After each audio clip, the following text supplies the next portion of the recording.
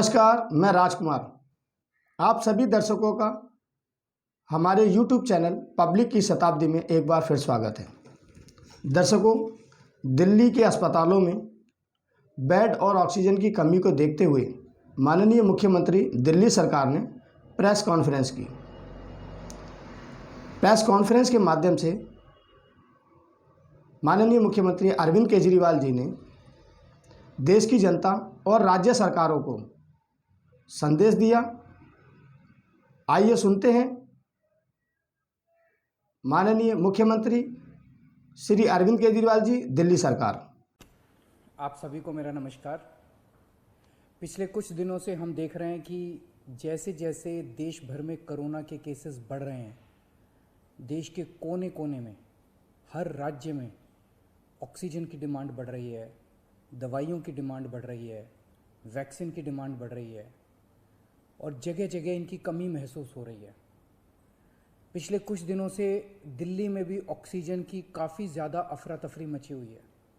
कभी इस हॉस्पिटल में ऑक्सीजन की कमी हो गई, कभी उस हॉस्पिटल में ऑक्सीजन की कमी हो गई, इस हॉस्पिटल में 2 घंटे की ऑक्सीजन बच गई। मैंने खुद रात रात भर अस्पतालों में ऑक्सीजन का इंतज़ाम कराने में गुजारी है कि कहीं किसी अस्पताल में ऑक्सीजन की कमी से कहीं मौत नहीं हो जानी चाहिए। केंद्र सरकार हर राज्य को ऑक्सीजन का कोटा तय करती है। देश भर में जितनी भी ऑक्सीजन बनती है, केंद्र सरकार तय करती है कि इस राज्य को इतनी ऑक्सीजन मिलेगी, इस राज्य को इतनी ऑक्सीजन मिलेगी। अब दिल्ली को कितनी ऑक्सीजन चाहिए? दिल्ली सरकार ने अपना एक एस्टिमेशन लगाया जिसके हिसाब से दिल्ली को रोज़ाना 700 टन ऑक्सीजन की ज़रूरत है। केंद्र सरकार ने हमारा कोटा कल तक 378 टन तय किया हुआ था।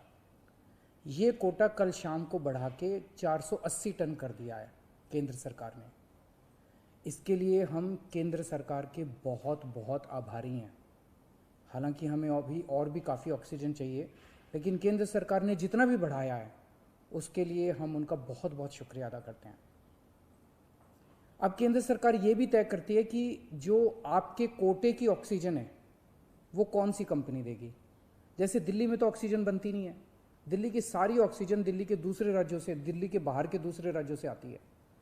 तो केंद्र सरकार तय करती है कि फलाने राज्य की ये कंपनी आपको इतने किलो ऑक्सीजन देगी, फलाने राज्य की ये कंपनी आपको इतने किलो ऑक्सीजन देगी। मान लो राजस्थान की ये कंपनी आपको इतने किलो देगी, हरियाणा की ये कंपनी आपको इतने किलो देगी। तो केंद्र सरकार कंपनियां तय करती है कि किस कंपनी से दिल्ली को अपने कोटे की ऑक्सीजन आएगी। अब दूसरी समस्या यहां पे आ रही है कि ये जो कंपनियां जिन राज्यों में हैं, उनमें से कुछ राज्यों की सरकारों ने उन कंपनियों से जो दिल्ली के कोटे की ऑक्सीजन आनी थी वो भेजनी रोक दी। राज्यों ने कहा कि पहले हम अपने राज्य में इस्तेमाल करेंगे, दिल्ली का कोटा भी हम इस्तेमाल करेंगे, दिल्ली के जो ट्रक हैं वो जाने नहीं देंगे। लेकिन मैं केंद्र सरकार का और दिल्ली हाई कोर्ट का शुक्रिया अदा करना चाहता हूँ। पिछले 2-3 दिन के अंदर उन्होंने हमारी बहुत मदद की है, जिसकी वजह से अब ऑक्सीजन दिल्ली पहुँचने लगी है। जो जो दिक्कतें आ रही थी, हम लगातार पिछले 2 दिन से एक एक मिनट टू मिनट, मैं खुद, मनीष जी, मैं, हमारे सारे ऑफिसर्स केंद्र सरकार के लगातार संपर्क में थे। परसों रात को मुझे याद है जब जीटीबी हॉस्पिटल में वहाँ का ट्रक एक पड़ोसी राज्य से चलना था पर वो चला नहीं, जीटीबी ऑक्सीजन में आनी थी ऑक्सीजन, तो एक केंद्रीय मंत्री को हमने फ़ोन किया और उन्होंने तुरंत वहाँ पे बात करके उस ट्रक को वहाँ से छुड़वाया। हम लगातार संपर्क में हैं, एक एक ट्रक को अस्पताल पहुँचाने की कोशिश कर रहे हैं। हम सब लोग 24 घंटे काम कर रहे हैं, सोए नहीं है। हाई कोर्ट और केंद्र सरकार से जो मदद हमें मिली है उसके लिए तहे दिल से हम उनका शुक्रिया अदा करना चाहते हैं।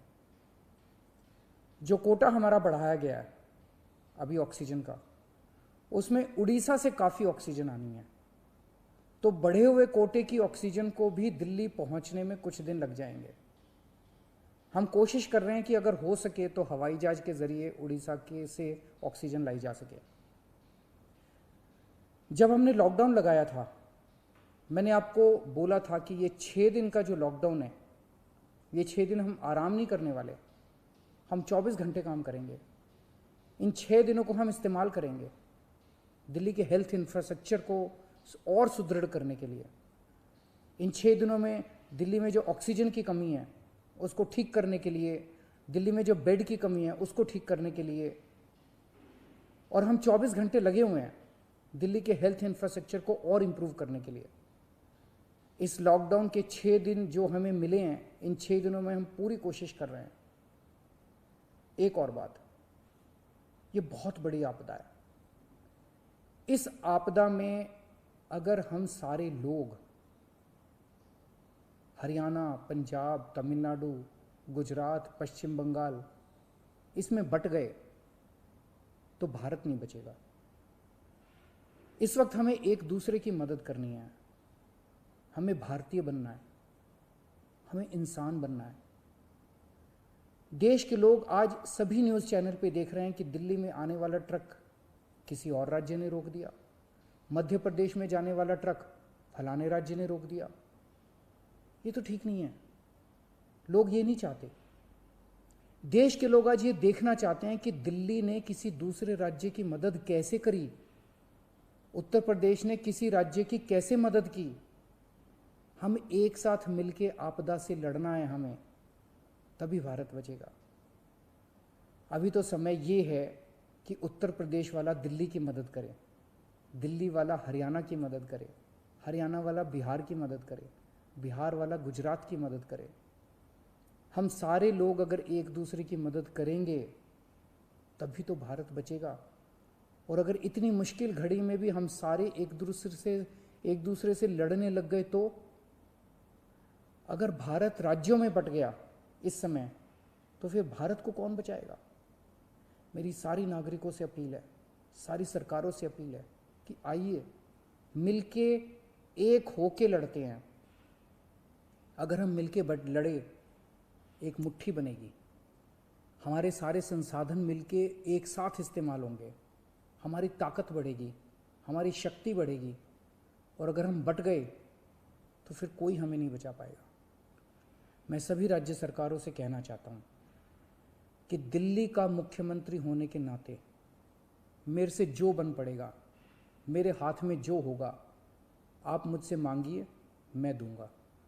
पूरे देश की मदद करेंगे। अगर दिल्ली में हमारे पास ऑक्सीजन ज़रूरत से ज़्यादा होगी तो हम दूसरे राज्यों को ऑक्सीजन देंगे। अगर हमारे पास किसी दवाई की ज़्यादा मात्रा होगी तो वो भी हम दूसरे राज्य के साथ बांटेंगे। और जब दिल्ली में कोरोना कम होगा और किसी दूसरे राज्य में डॉक्टर्स की ज़रूरत हुई, हम वहाँ डॉक्टर्स भी भेजेंगे। हम सभी भारतवासी हैं, हम अपने देशवासियों की मदद करेंगे, सभी राज्यों की मदद करेंगे, क्योंकि ये बीमारी कोई बॉर्डर देख के नहीं फैलती। मैं उम्मीद करता हूँ कि इसी भावना के साथ हम सभी मिलके एक साथ, सारी सरकारें, केंद्र सरकार, सारी राज्य सरकारें, हम मिलके काम करेंगे, एक भारत बन के काम करेंगे कोरोना को हराने के लिए।